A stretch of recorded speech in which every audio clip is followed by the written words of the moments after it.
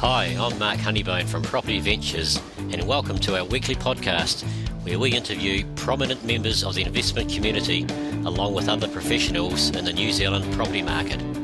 This is a free service from Property Ventures so that you can keep current and learn from some of the best around New Zealand.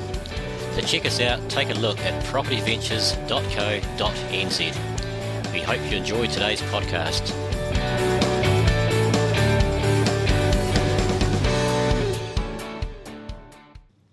Hi and welcome back to the latest podcast. Now from this moment forward we're going to change things around a wee bit.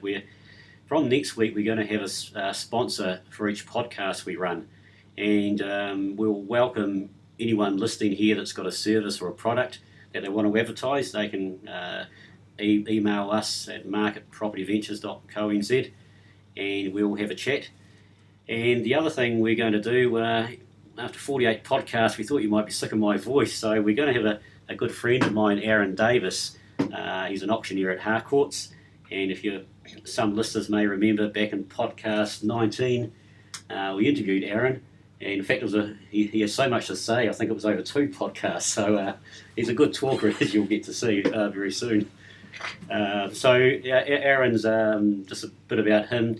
Been an auctioneer for Harcourts for quite a few years, and he's striving now to be the number 1 auctioneer in the country. Hope he doesn't mind me saying that, but he's been in the final the last 2 years, so he's getting closer, I guess. So before we talk about today's guest, we'll welcome in and say hello to Aaron. G'day, Aaron. G'day, Mark. Good to be here. Absolutely. So just before we get going, tell us what's been happening in your world the last week or two? Or if you want to say a bit about yourself. Look, the marketplace is transient. As you know, there's a lot of agents running around at the moment not too sure what to do, and everyone's got an opinion, as we all do on the marketplace. So there's plenty of opportunities out there, Mark. Yeah, well, I've been telling people in the last sort of few weeks on the podcast that right now, from when the market sort of changed, I guess, from about 4 or 5 weeks ago, that there are some opportunities now and some we'll say unsure vendors that are probably letting properties go for prices that they shouldn't be letting things go for. You've had a few examples just lately we've been talking, so tell listeners just what a couple of you've had. Well, I suppose, no problem, mate. Well, one of my tips for everyone is you look for properties around auction if the agent is outside of the territory. So if they work on the North Shore and they've got a friend that's selling a house in South Auckland, then I'm seeing some real opportunities around that. Vendors, sellers that are panicking a little bit, that are just taking what they can, and so there's some really good buying opportunities. Great, and I believe we had one a couple of days ago that went particularly well for the buyer. So now is the time to be a wee bit cheeky, and as I think I've said to some people, I personally think this is just going to be here for maybe a 4 or 5 month window, and then it will pick up a little bit again.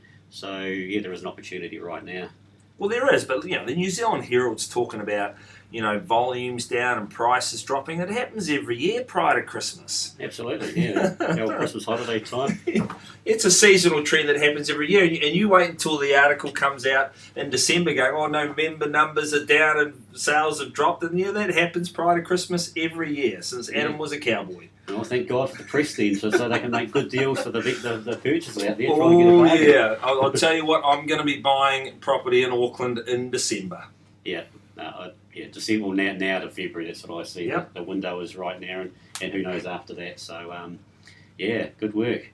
Good on you. Well, just a bit about today. We're going to have a lady we're interviewing shortly, Nicola Valentine. She's from Christchurch, and she came back from Australia 3 or 4 years ago with something like $150,000 in her bank account, and now she's turned that into a $5 or $6 million portfolio. So we'll hear a bit about how she did that. She's also got a software package for investors she's just getting underway at the moment called Property Plot, and we'll let her talk about that also. So sit back and relax and enjoy the show. So welcome to the show, Nicola. Thanks, Mark. So if listeners don't know anything about you, so let's tell people a bit about yourself and why I'm interviewing today, why you're so interesting. Yeah. So I've come up from Christchurch, so I'm a Christchurch property investor. However, I still do look across the country for various properties if they're in line with my strategy. I bought my first house at the age of 18, and since then I have bought and developed over about 15 properties. I suppose, the first house that I bought when I was 18, I was lucky that my parents actually paid the deposit, although it was very tiny back then. I think it was only about 10 grand in early 2000s. After buying that, once I finished university, I then left to head over to London for a few years and came back, and that deposit had been paid off by the tenants. So I then moved in, renovated the place, and then sold it. And from that, I then, so I suppose my portfolio has grown ever since. Okay, so it's just one property when you went overseas you had? Yeah, it was. Yep. And then, obviously, with a bit of money that we came back from London with, we were able to buy another house, and it sort of perpetuated from there. The other important thing is a lot of people say buy a property before you head overseas, and as a young'un, I guess that's a great tip to have, and the money's going to, while you're overseas having a good time partying up, or working, I mean, you should get all that growth that happens back in New Zealand. Exactly, and it was a fantastic time to be buying there, and I wish, at the time probably I wish that I bought more. Yeah, everyone wishes they bought more. Exactly. So then you got back to New Zealand, and what happened then? So I came back to New Zealand. We renovated that property, and then we sold it. At the time, my parents actually had a holiday home over on the west coast of New Zealand. So the old house that they had on there, they wanted to build a new house. So I thought, hang on, there's a fantastic opportunity here. I'm going to buy your house, buy another section, and actually transport that house. So I would have been probably about 23 at this time, and we organised with the Grey District Council, which was at the time quite difficult to deal with, moved the house, put it on piles, did the whole house up, and then sold it about 6 months later. So from the profit from those two properties, we then thought, right, we want to head over to Australia for a few years. So we then moved over to Perth, bought a couple of houses over there, built a few as well. So I think we might have touched with about 4 properties over there. But unfortunately, it was right around the time of 2007 when the Perth market was at the top. One thing that I didn't know then is that I bought at the wrong time of the market. So, and also we didn't do our calculations on property, around over-capitalising on property. So a couple of really important lessons were learnt, knowing exactly where in the market you are and what the properties are that you're looking for and what your strategy is. So when we came back from Australia, we didn't have as much as what we thought we would have come back with. We came back about 3 years ago, and since then we've actually grown our portfolio into 9 properties in Christchurch that are all going quite successfully. And I suppose the basis of that is really understanding what your strategy is, having a plan to attack that strategy, knowing your market, knowing your niche, and definitely doing your numbers all the time, not just before you buy a property, but continuously with your portfolio, so you can see which are your high and low performers. Absolutely. No, they're great points. We've already only been going this podcast for about 10 minutes, and we're on to it, Aaron. So Nick, tell us, out of those, what's the worst decision you've made in property that people can learn from? When I picked up here about calculations, so you had a bit of a cash flow crisis at some stage, or? No, I'm lucky that so I work in technology, so I've always had a pretty good salary to support me. Yeah. But I suppose the decisions that we made while we were in Australia, it would have been a lot better for me to bank my money, keep it in the bank, rather than doing the developments that we did. So what we did is we thought, right, we'll build a spec house and sell it. Bad idea, really bad idea, especially in the GFC. The next decision that we made was buy a house in probably not the best area, and we subdivided it. So yes, I did my calculations beforehand, but they were they definitely were not conservative. So from that, when we sold the property, we did make a profit, but not enough. Like the cost benefit of that would have been a lot better for me to keep my money in the bank rather than paying for that development as it was going on. So those two key things, what I actually look for now in any property that has actually made my strategy quite successful is that I always look for cash flow positive, and if it's not, it may not be cash flow positive to start with, but it will be once we've added value to it. So I always look for cash flow positive, a place that's got fantastic growth, and a property that I can add value to.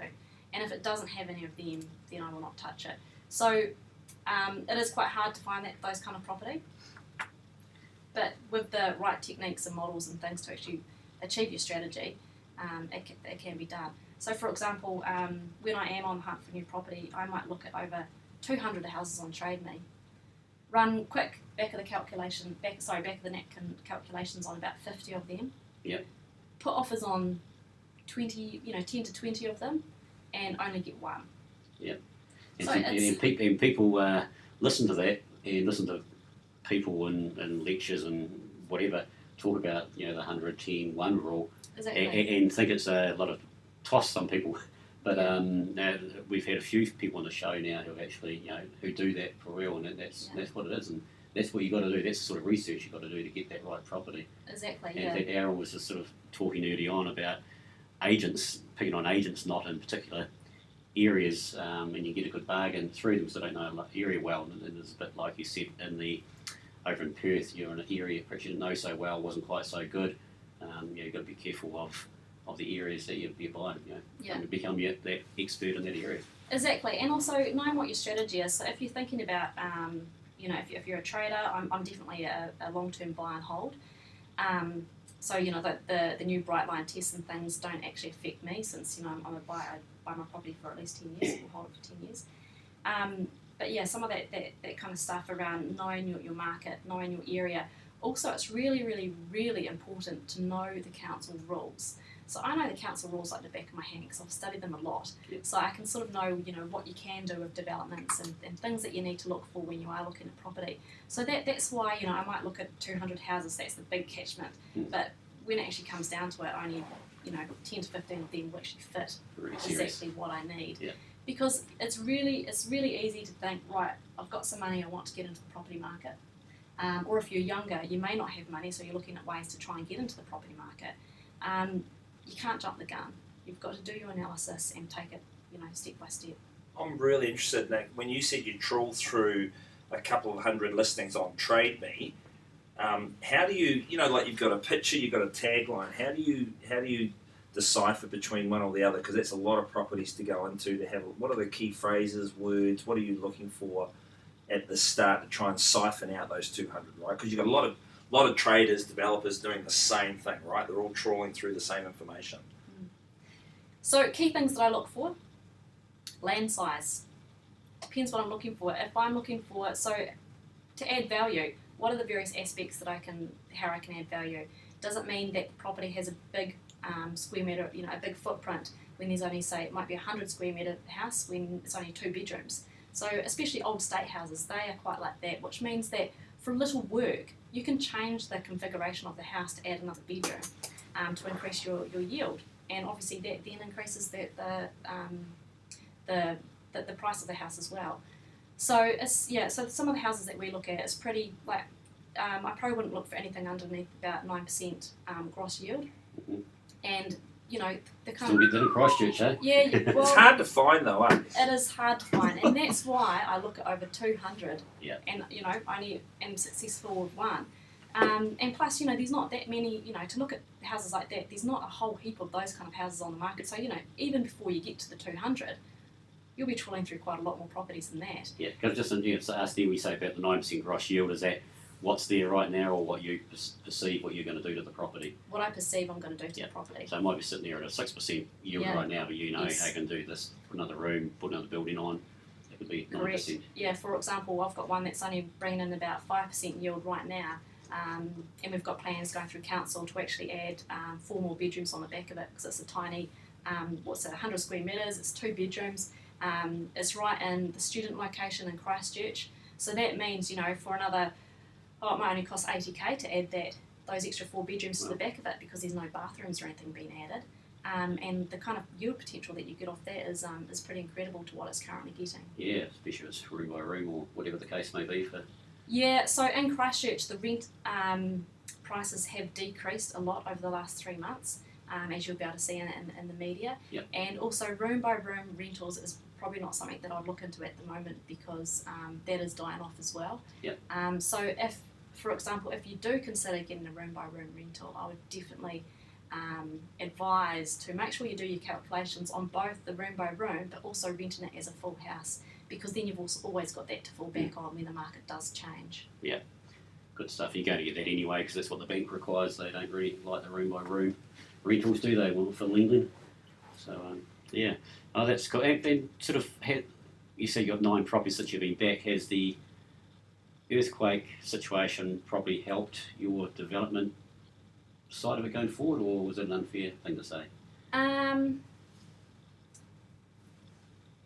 I think, well, when we first arrived back in the country about 3 years ago, there wasn't really that much movement in the market, and then suddenly it just went boom.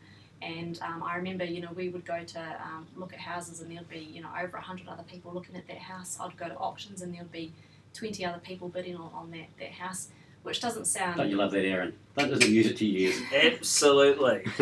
That doesn't sound out of the ordinary for people within Auckland, but in Christchurch it was quite a substantial amount of people bidding on the same house that you want to, and even now that's why if I put an offer in for 15 places I might only get one of them. So there still is a lot of competition.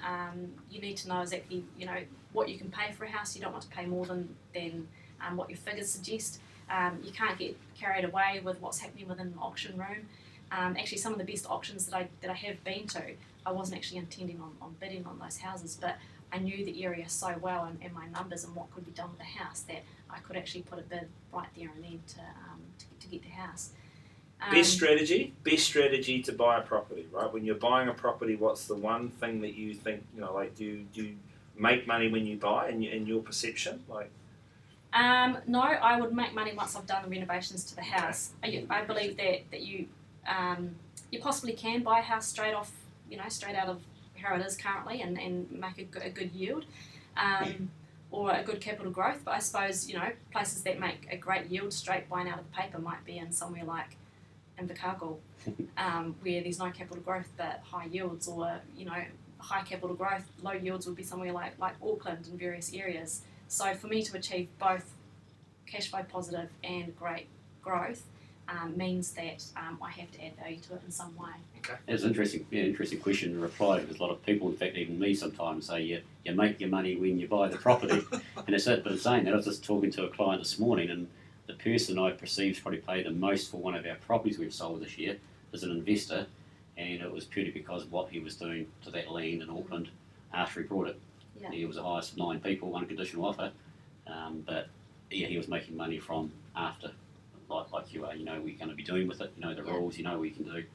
Bang. Yeah, I think it's the market as well. So we're sort of near the top of the market at the moment. So that means that you're paying a lot for property.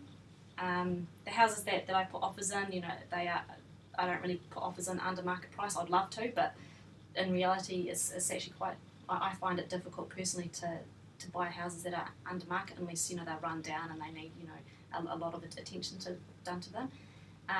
But yeah, with my strategy is that I don't just have a strategy in what I'm looking for to buy houses, but the strategy and how I run my portfolio. So I run it like a business. I make sure that I know every aspect of what's happening along the way with my various properties, and I also run I run them like a conveyor belt. So I might have properties that I'm currently looking at, properties that I have just purchased, properties that are currently in at council getting consents, and then properties that are being built or currently being renovated. So out of the 9 properties that I've currently got at the moment, I've probably got actually 2 consents in at council at the moment, 1 property that's just about to be finished being built, and another new property that will be built next year. So that means that I don't have a huge influx of developments going on, but the developments that I do are usually single houses, so it's not like a complex development, because I find it difficult unless you sell some of those properties to actually make a good return. And since I buy and hold, I'm not looking at actually selling off property, because then obviously I'll have to pay tax on that. Yeah. Wow, that's great. So you've like the conveyor belt, situation. You've got things at different levels all the way through. Yeah. Loosely lessens the risk, I guess. Exactly, and that helps with my cash flow as well. Yeah. So I'm not paying a lot of extra money on interest rates while I'm not getting that rent for the developments and renovations and things. And those ones which you have finished and developed, they're the ones that are your bread and butter and making your money to support your other ones. Exactly. Yeah. I picked up when you said council rules, you just went and got the town plan and just read it. verbatim, page Sure to page. Sure did. How long did that take you? A long time, and sometimes I even come up to people who are in the building industry, and they think that it's this way, and I actually know that it's this way because I've read the plans and rules and regulations. But the best way to start for that kind of stuff is usually, I know that the Christchurch City Council has their lone land zoning areas, so it's just actually going through, it's just about to be changed through the new land use recovery program, which is called LURP. But how it is at the moment is you've got L1, L2, L3 and L4, so they're the different density zoning areas. That's totally different to the SERA earthquake zones. Basically it means how many properties or how much land coverage you can have in various areas within the city. So with that they have short 3-page rules and regulations around what you can do for each of those areas, and that's a fantastic place to start. Also, you can always call the council, and the council is full of information. You just need to ask the right questions and then to get the information from them. Okay, so the Christchurch Council, to what we hear, is not too bad. Well, every council is different, and some are more difficult than others. Again, it's the right questions to ask. It is the right question to ask, and plus with the earthquakes and what have you, the city council's been under a lot of pressure, but they do a good job. They might Know take the a while, rules. but Know the rules. Know the rules, absolutely. So tell us about one of your recent deals that you're doing at the moment. Okay, so one of the deals that is actually just coming off the little conveyor belt, it's going to be finished in about 3 weeks. It's actually a room by room rental in Christchurch, although before I mentioned that I wouldn't get into it at the moment, but I originally did the figures for it to be rented out as a full house, and what it is it's close to the university. Every room's got a bathroom with it as well. We saw the opportunity here because it was a really small piece of land that had been on the market for a while. So we got it for a good price, and then we got the plans done and the build started. Now with this property, it's actually built fully out of block, so that there's no timber walls or anything in it, Right. which means that it's going to be super, super quiet. So I suppose with any type of tenancy, or anything that you're doing, any type of house, you really need to make it as appealing for the tenants as possible.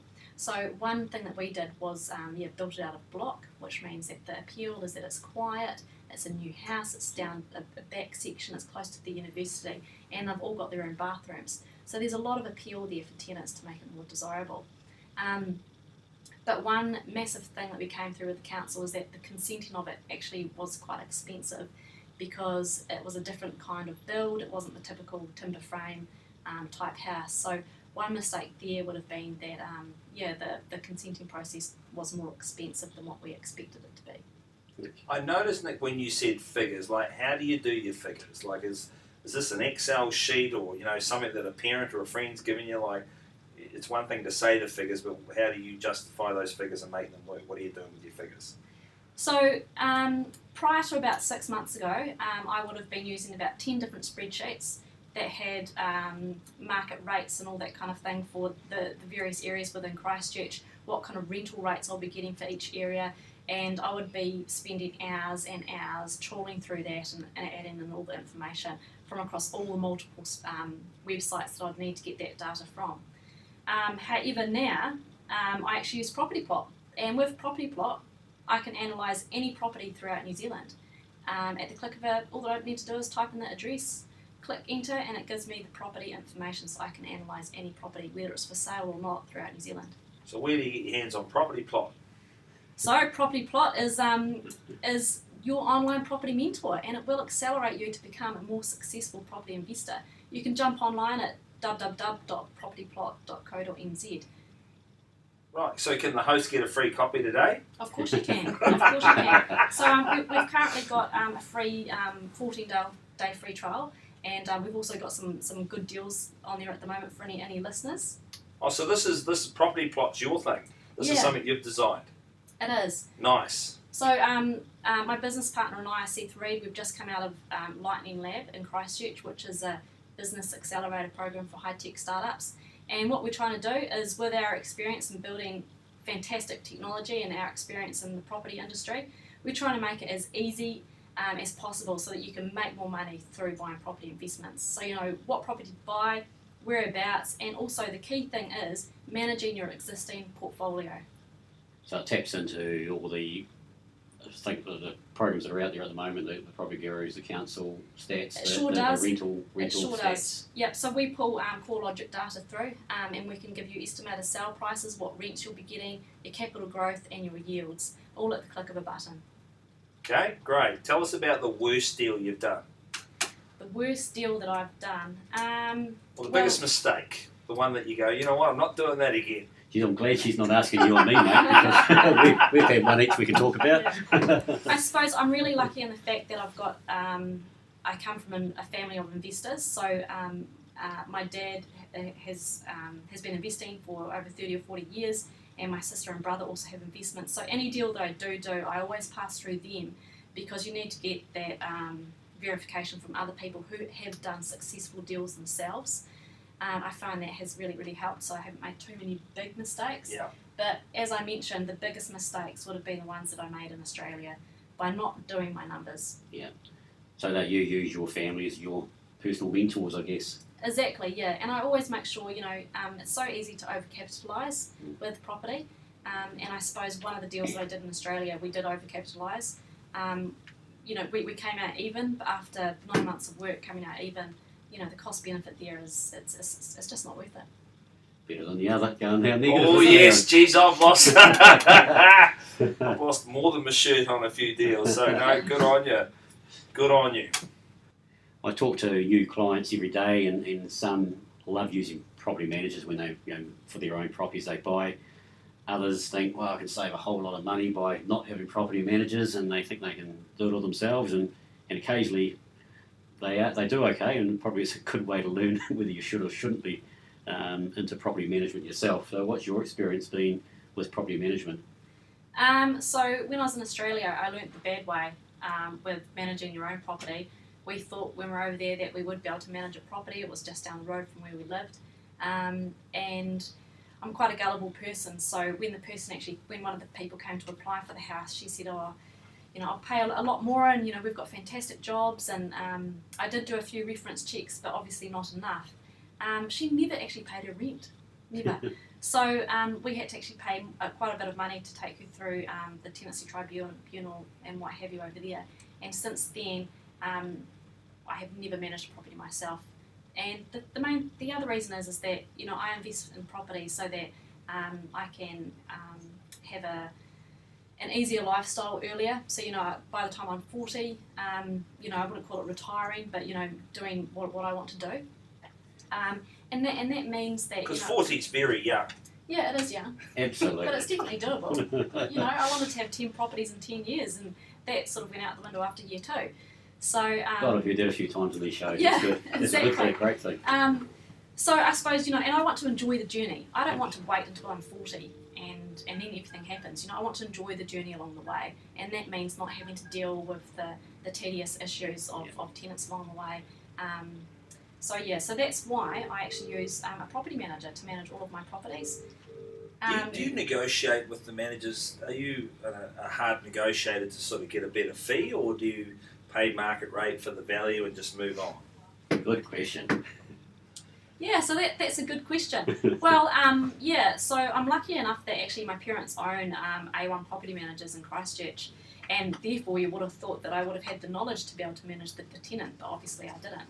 So yes, I do pay them a fee, but I find that the fee is very insignificant compared to the value and the benefit that gives me to my lifestyle. So Dad doesn't give you family rates? Yeah, yes, I do get family rates, but I do a lot of work back for them too. So it's more of a two-way negotiation. However, I do have to pay a fee for them to manage my properties. You help cook the Christmas turkey, you can get a rate on your rentals. But yeah, so coming back to that as well though, so it's not just about managing the tenants of your properties. Like when I did first start out, we would, when I was at university, we learnt through mum and dad's properties. I'd be painting houses, mowing lawns, doing all that kind of stuff to earn my way.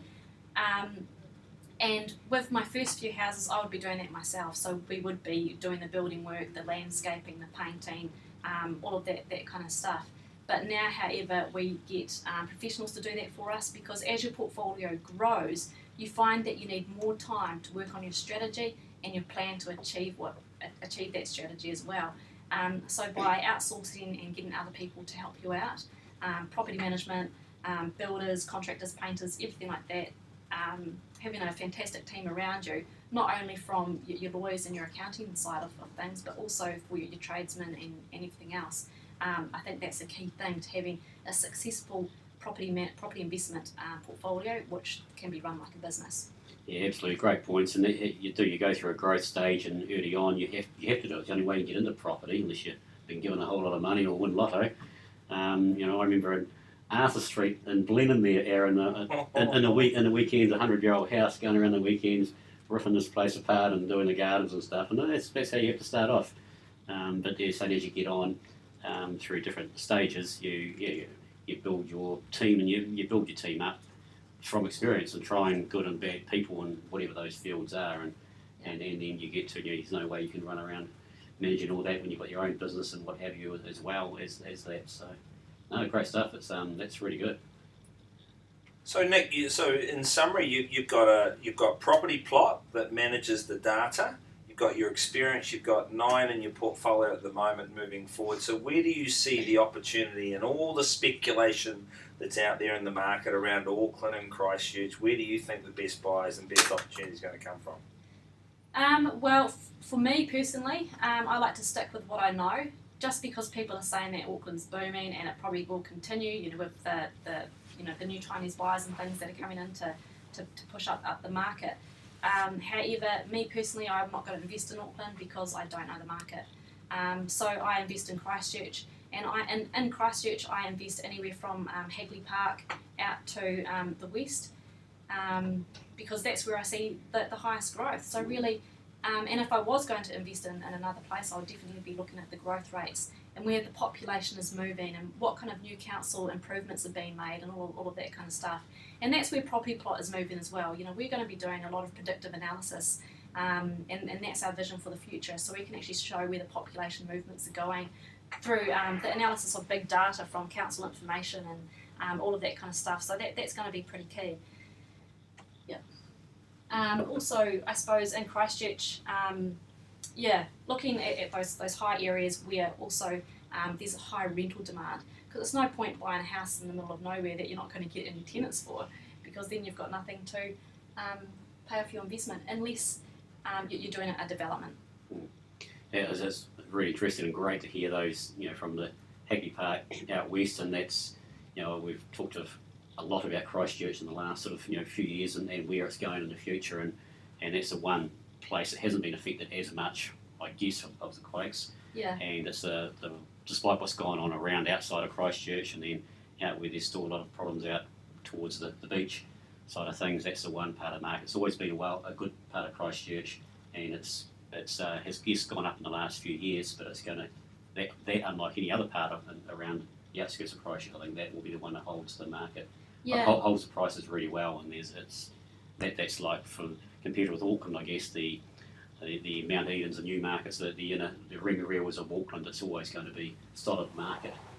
So yeah, that's right. And but the thing is that there is no doubt that people are making good returns from property out on in east of Christchurch, especially through people that have skills in engineering or really good building skills that know how to fix as-is whereas houses. You can make some good money out there, but however, with myself and my skill set is not suited to that. So what I really believe in is knowing what your strengths are and building on your strengths. Don't try and learn something that you're not good at. So I don't know anything about engineering, so I wouldn't buy an as-is whereas house that I could have issues with in the future.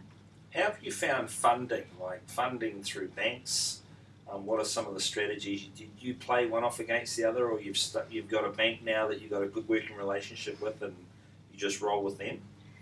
With the banks, to be honest, I will pretty much go where the best deal is, but however, I have a really, really good mortgage broker, Tony Mounts in Christchurch. He's fantastic, and I definitely believe in going with mortgage brokers because, especially Tony, he will never say no. He'll say, how can we work this out? How can we achieve it? that's the sort of bloke you want on your team. It is. Yep. So that's my strategy with funding. Also knowing your portfolio, knowing your numbers. So when we come back to Property Plot with your portfolio manager within Property Plot, you can see the current position of all of your properties from your portfolio level right down to your individual property level. So you can see what your LVR is, so your loan to value ratio, and exactly how much equity you have in your portfolio, and what are the different current estimated prices and your rents and your cash flow and everything else that's associated to your various properties. So Property Plot as a platform is your financial analysis. So that alone gives you a lot more, a clearer view across your portfolio, so you can know when you can borrow more, and also where you should be buying as well. Great. Yes, so do we talk further on Property Plot. We aren't doing a big advertising thing on this particular one, but you're not out there, you haven't established yourself yet in the market, and that's what you're in the middle of doing right now. Yes. So we'll have Property Ventures are sponsoring this podcast this week for you. Fantastic. to help Thanks, Property Plot out. So you tell us sort of exactly where you are with Property Plot, and we've had a similar guest on the show with a similar type product. So tell us about where you are now and what you're trying to achieve, and why people should contact you, and then how to contact you.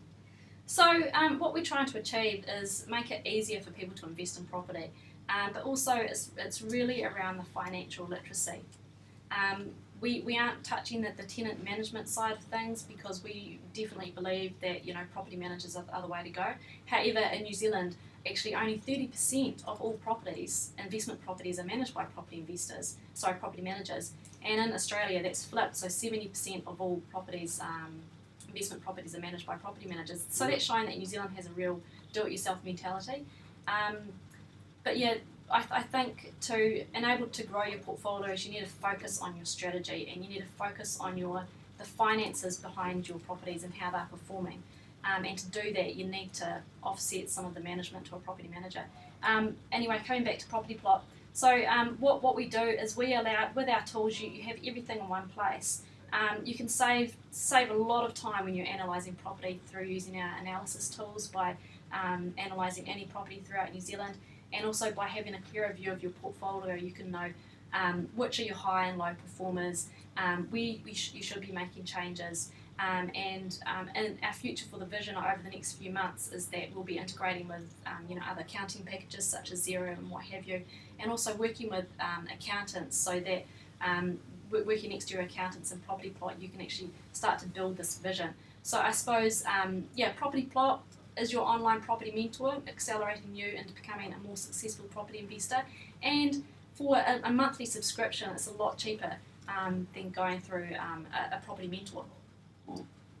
So you're saying they're integrated with the accountant software packages, that whatever one they use, so they'll be real facts and figures that you can build your portfolio around on Property Plot.